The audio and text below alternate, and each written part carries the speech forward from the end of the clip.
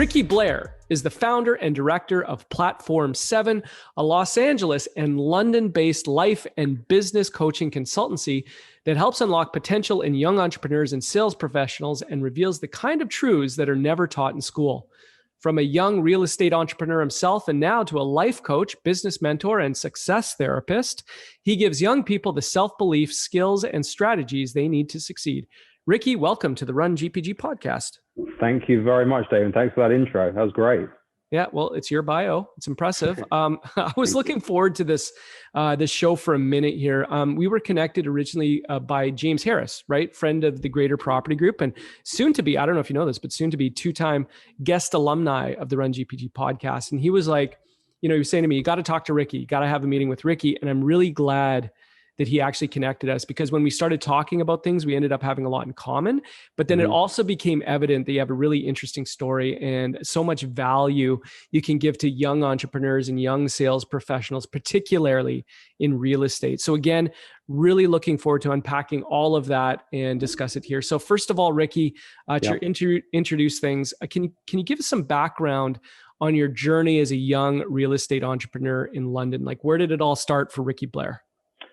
Okay, so it started back in London, as you say. It started with me failing miserably at school. I enjoyed school. I don't think I was, I was stumped and challenged by exams. I knew the knowledge, but I could not apply it into an exam setting. So I had no choice really but to leave school at 16.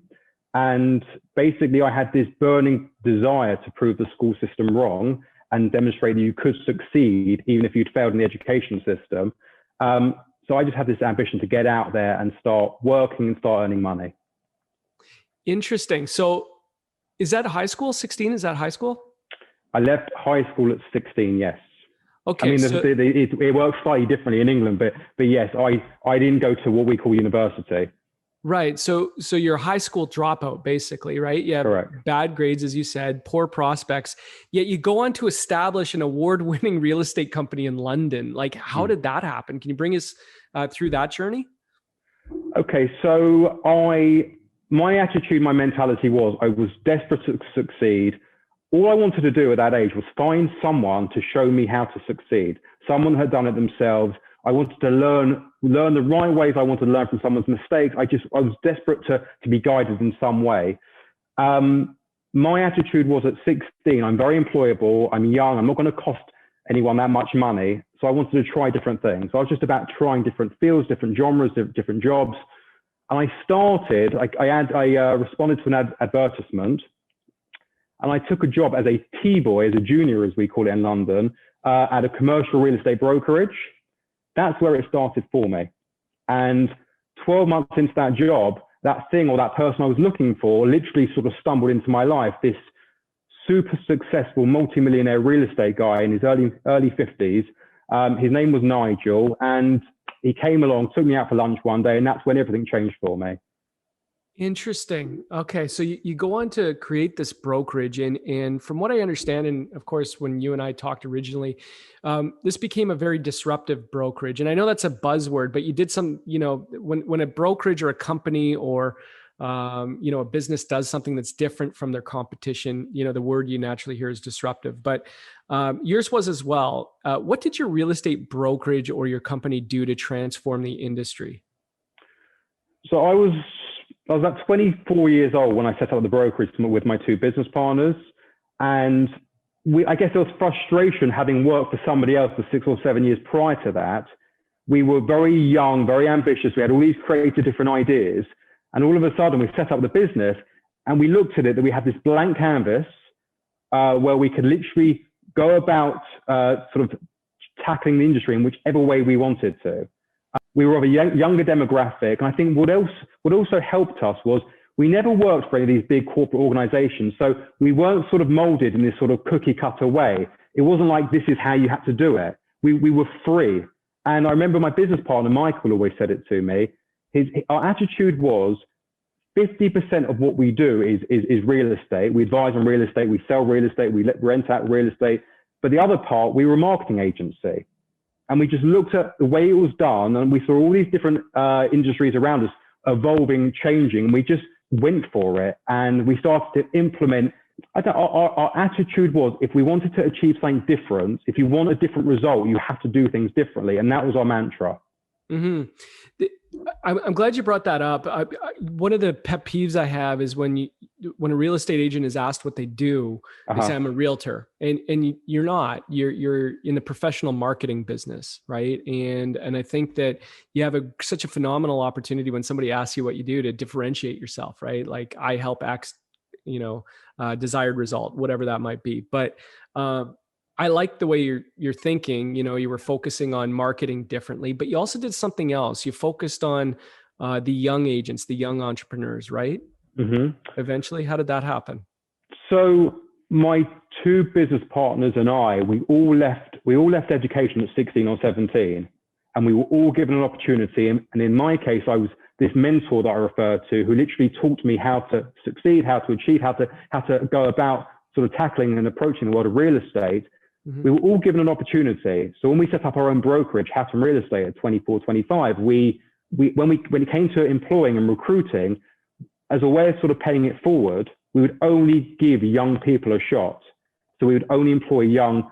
We looked for the same attributes and qualities in each young person we came across, and it was a formula that worked, and we were sort of known for it.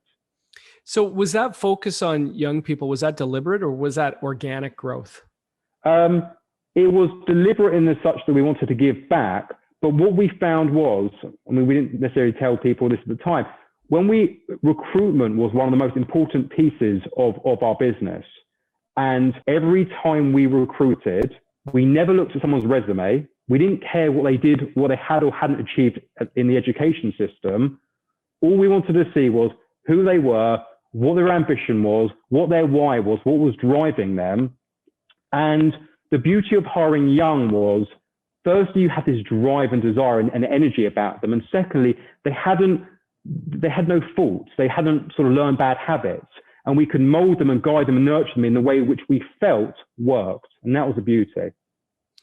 Yeah, it's super interesting. You created a company that focuses on the young agent, the young entrepreneur. And it's interesting when you create a hip, disruptive brand, you attract your tribe, right? Much like our company has. We can say that we're definitely, the agents are attracted to the brand for different reasons. But can you touch on that or speak on that? Like, how important is it that you find your people, find your tribe? I think the key, one of the most important parts of the business was the team we built. Yeah. The morale, the energy in the office, the culture. And I think like attracts like in life. And I think that who we were, what we represented, the way we conducted ourselves, our ethics, our principles, I think we attracted that in terms of the people that came along. I think we were perceived as a very attractive place to go and work. We were moving in the right direction. We were seen as this company that gave young talent an opportunity. Yeah, we're finding that as well. It's funny, especially when it comes to branding, there's a difference between branding and selling, in our opinion. But, brand, when people get to know, like, and trust you, and they see your success and the success of your agents and what your brand's all about, your mission statement, core values, you start to attract those people. Your company's not for everyone, but it is for certain people that want to be a part of that. Super proud of our brand, as you were as well. What are your thoughts? And not to, catch you off guard on this one, but your thoughts on from a brokerage perspective. There's a phrase that's been going around lately, and it's the death of the big box brands. I think the challenge they have is there is a part of me that feels they are stale in that they've been doing the same thing for years and years and years. Yeah. And I think the advantage that smaller, niche, more nimble businesses have is they can be more flexible. They can adapt, they can pivot, especially during challenging times or times of change, a lot easier. I do think they are going to have to change these big corporates. I don't think the same way is going to work, especially when such transformations happening in business right now. But I personally think that newer big corporates will come along and be built as a result of these changing times. Yeah, I tend to agree with that. This stale, a little tired. It's time for an update. They don't adapt as easy as the boutique brokerages. And as you said, like you guys really niched down and you became attractive to the big box brand at that point. But yeah, interesting thought. I just wanted to get your thoughts on that. So now you help young professionals realize their potential, right? You had successful agents in your company. What did you do to make them successful? Like, how did you help them? What did your training look like? Was it about mentorship? How did you help young agents become successful? So I had this mentor that taught me how to visualize, how to dream, how to set goals, how to achieve those goals. And more importantly than that, he taught me all the skills and the attributes you needed to succeed in business, in life, things like work ethic, efficiency, organization, consistency, treating people the right way. We try when we employ these young guys, they'd come in one at a time, and a big part of that and the way we lured them in was we had this mentoring and coaching program. And the way it worked was it wasn't like some set program. Each person that came along was different. They had their own skills, their own qualities, their own strengths.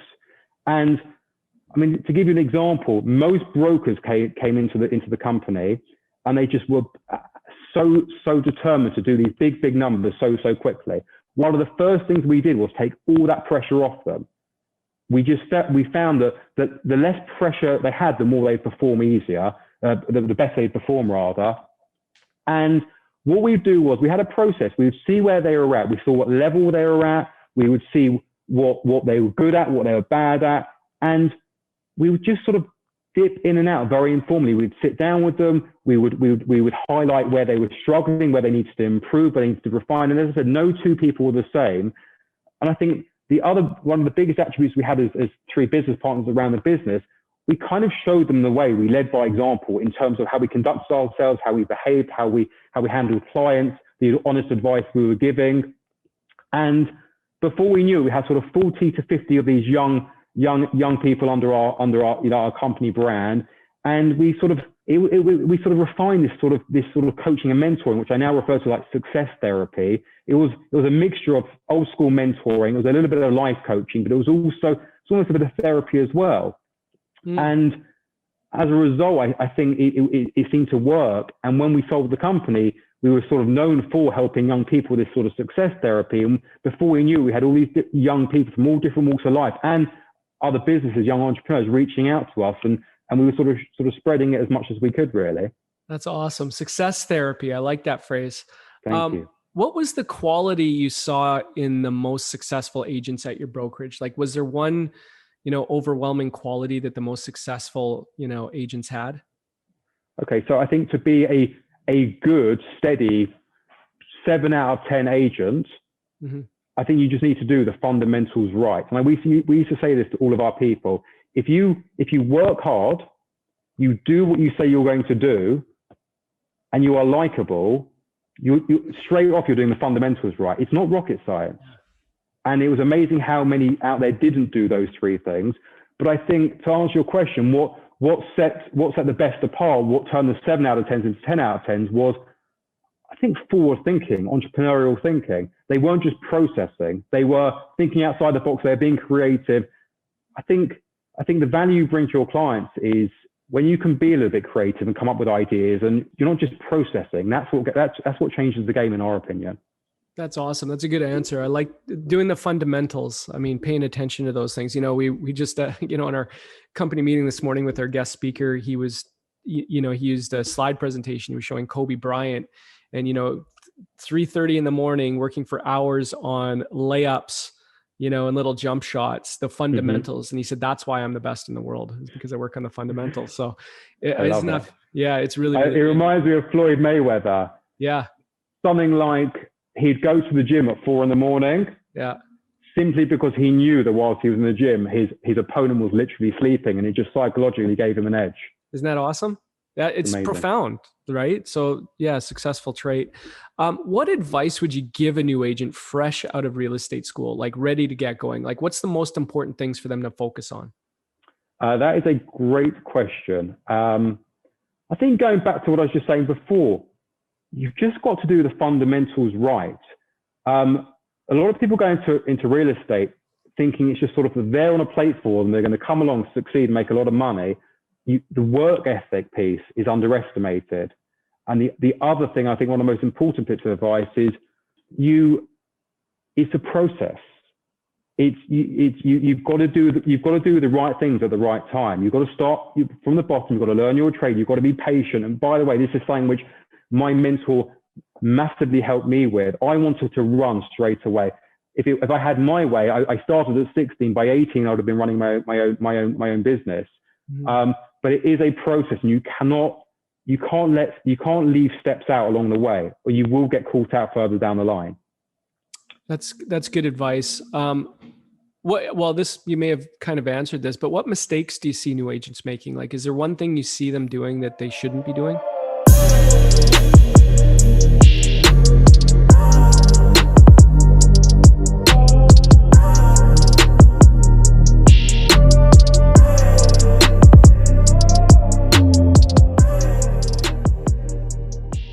You may have kind of answered this, but what mistakes do you see new agents making? Like, is there one thing you see them doing that they shouldn't be doing?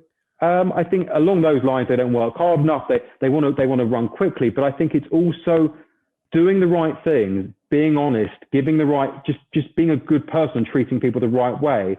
People do cock up in the fact that they look for a short-term gain. So you could do a big deal which can make you a lot of money, but some will roll their reputation on that one deal.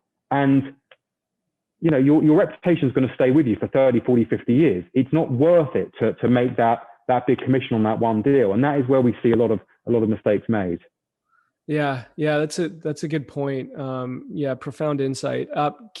You talked about this at the beginning here, but just your thoughts on the importance of mentorship for young entrepreneurs. How important is that? It was important for you, right? It was huge for me. Yes, I had to do sort of hold up my end of the bargain, but I'm not sure I would have done it without a mentor. It saves time. It prevents you from making mistakes. And also I find it amazing. Mentoring, it's almost unspoken of. We mentioned two people there in Floyd Mayweather, and you were talking about Kobe Bryant. It's quite amazing how many high achievers, whether it be in business, sports, the entertainment industry, that had mentors, and it's not spoken of. From the Serena Williamses, the Oprah Winfreys, to the Tony Robbinses, to people in business, Mark Zuckerberg. I think it's crucial. Yeah, I agree with you. I think it's really important to have a mentorship, system, or, you clip in with the right people, especially when you're new in the business or a young real estate agent. Super important. Can you touch on goals? How important is it for young agents, young entrepreneurs to set goals? Like, what kind of goals should they be setting is, I guess, the second part of that. I think it's important, not just for young agents, not just young real estate brokers. I think for anyone in any walk of life, goals are everything. It's probably been one of the most important things in my own journey. You've got to know where you're going. You've got to set a destination. Otherwise, you just you don't end up anywhere. You've got to know where it's all sort of pointing towards. In terms of young brokers, I think it's about, going back to sort of how we nurtured our own people, the goals I would recommend are things like billings, like, the commissions they're trying to bill, 6-month targets, 12-month targets. It could also be like the level or the size of a house or a building they're looking to sell, or it could be targeting working on a certain strength, weakness, or something they want to improve upon, or maybe they want to expand their networking. There's so many different things, but every 6 months, every 12 months, I had different goals, and it's fundamental. That's awesome. Yeah, I like the way you said that. Okay, can you speak on company culture? We talked about your company and the culture it built, and of course that became attractive. How do you build a successful culture? How did you build a successful culture? So I think from the outset, you set what you're all about as a business. What do you stand for? In our case, it was giving young people an opportunity. It was giving them the freedom. It was giving them the freedom to be creative and entrepreneurial. But I think, I'm a big soccer fan. So growing up as a kid, I was massive on sports management, football management. And some of the patterns I used to see was, you could have the best squad or best team of players in the world, but if you've got one or two bad eggs, destructive, causing problems, the whole sort of stack of cards will fall down. So one of the most important things for us was everyone had to get on with each other. There was always good vibes, good energy in the office. I remember when we would interview people looking to employ people, the one question I'd ask in the back of my mind was, would I want to be in the same office? Would I want to spend my time with this person every day, well, every working day of my life? And I think the fundamentals at the end of this, we had a team of 35, 40 people, and they all had the same attributes. They were all, first and foremost, they were good human beings. They had the right principles, the right morals, the right ethics in place. And I know this will sound dramatic, but it was so true. If somebody came along that we interviewed that I genuinely believe could have built big fees, big figures, let's say $1 million, $1.5 million, $2 million a year, categorically, if they were a bad person or did not fit with the culture, we were saying no to them, because it was, again, it's a short-term gain, that extra $1 million or $2 million a year, but it's too damaging and too disruptive what it can do elsewhere.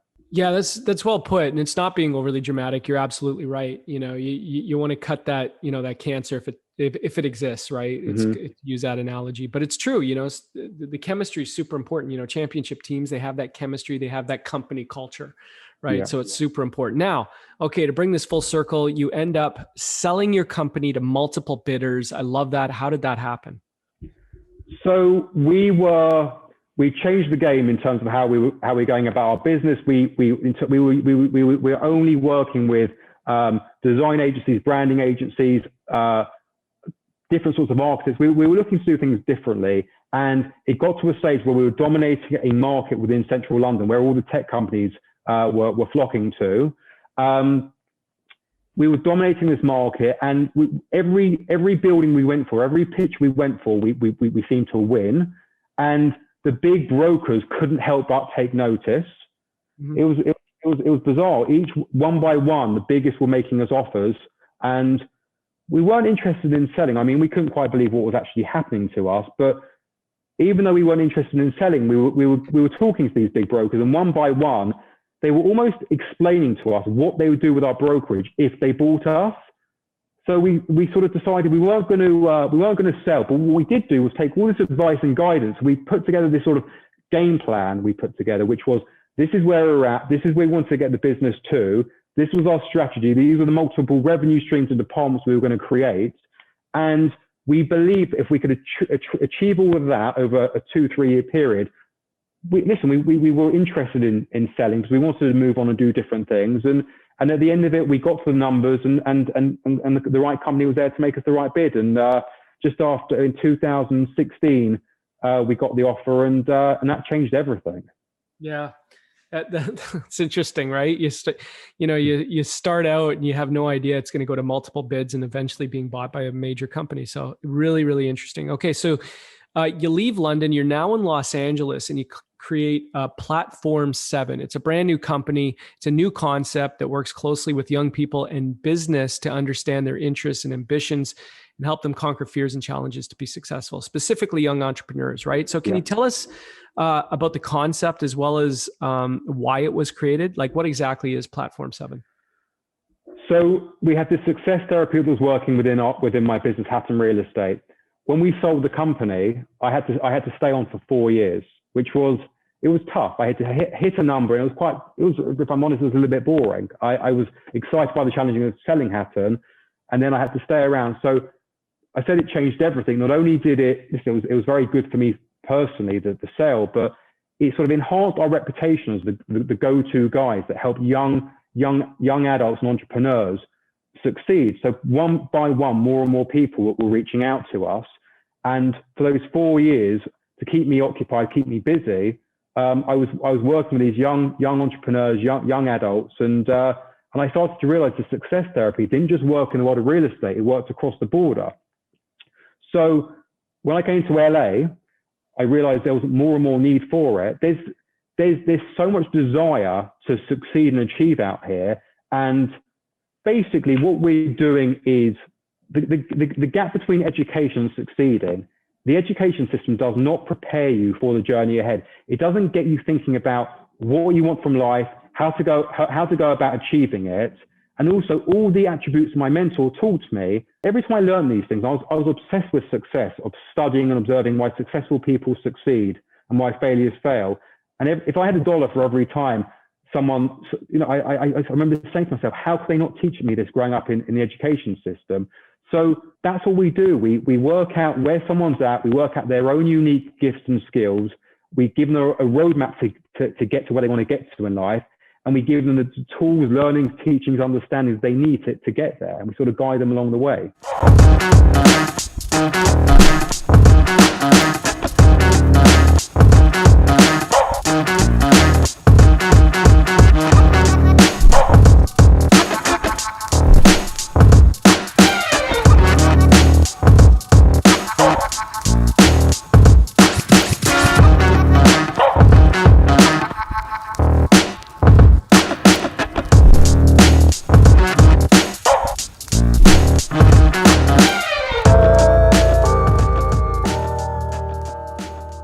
Yeah, well, you're a true entrepreneur, Ricky, that's for sure.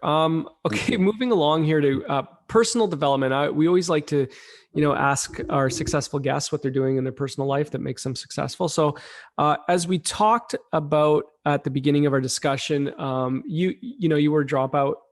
I'm sorry, I keep saying that. You're good. You're a dropout. You really put that in a nice way. I'm a dropout. I'm a screw up. Yeah. Bad grades. Outlook didn't look great. What do you think was the main driver behind your success? Like, how did you turn it around? Was there something inside of you that said, I need to succeed at some point?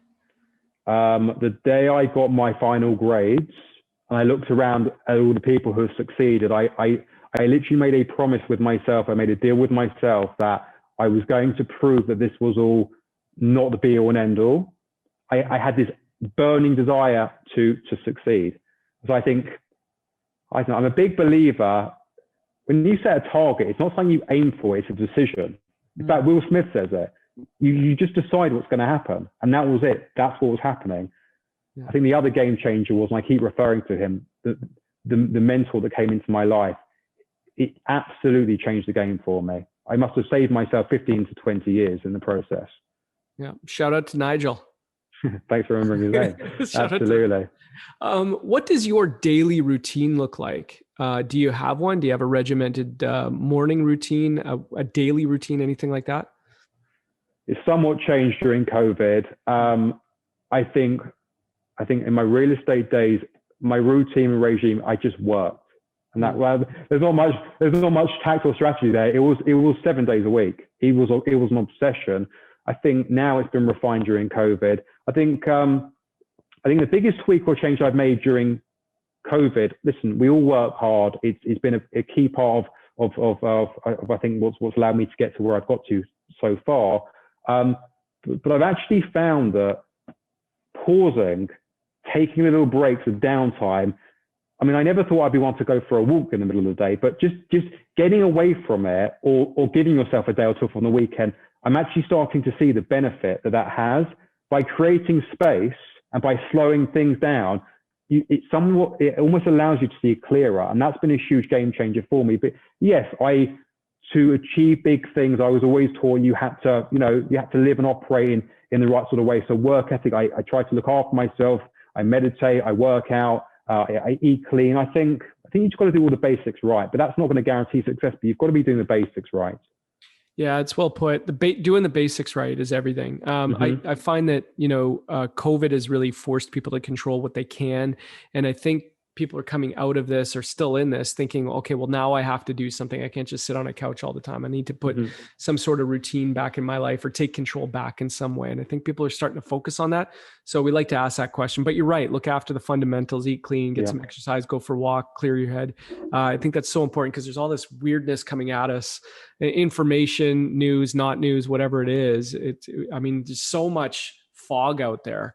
I'm also a big believer that one size does not fit all. I mean, you see some guys who are living off 4 or 5 hours sleep, who are working 18, 19-hour days. Some can do it, some it works for, but everyone is different. And I don't know, I think you've got to find what works for you, what routine works for you, what allows you to operate and be at the best you can be. Yeah, couldn't agree more. Is there an app or a piece of technology that you cannot live without? Although it was so significant with our business, social media, I'm not huge on social media. I know you have. I can't. You have no IG account. You have no IG account. I will do, and Platform 7 absolutely will do. But one thing that lived with me, Serena Williams always said she didn't spend too much time on Instagram or social media, but she was so busy focusing on her own goals and dreams, she didn't have time to look at others achieving theirs. So I've never been big on social media, but I think in terms of technology, I'm old school and back to basics. The first thing I was ever taught was, if you say you're going to do something, you do it. So if I tell you I'm going to call you next Tuesday at 12:30, I'm not forgetting that. So in answer to your question, reminder apps. I'm obsessed with reminder apps. I cannot forget things. And there's so much information, so many conversations, so many things you tell people that you're going to do. You just can't let anything sort of, I can't drop the ball on anything. So I'm big on that.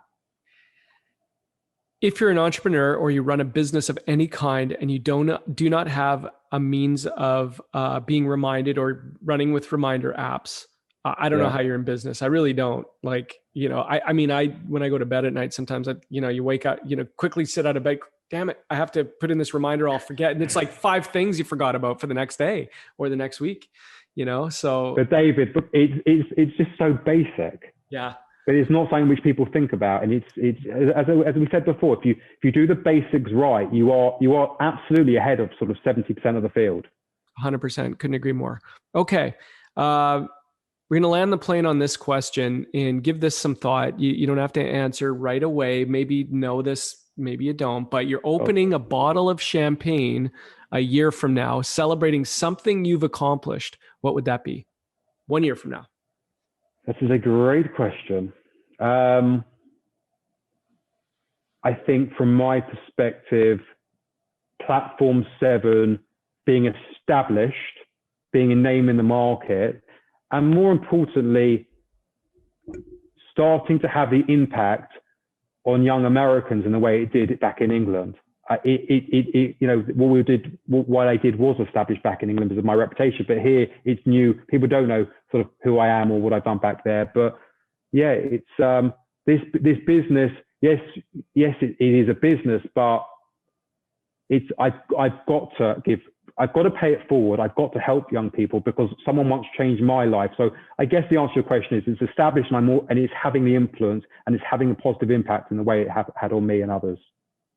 Yeah, I like that question because it forces you to think, about a goal 1 year from now, Well, you really hyped it up there, but no, it's a good question. It's a great question. Yeah. It makes sense though.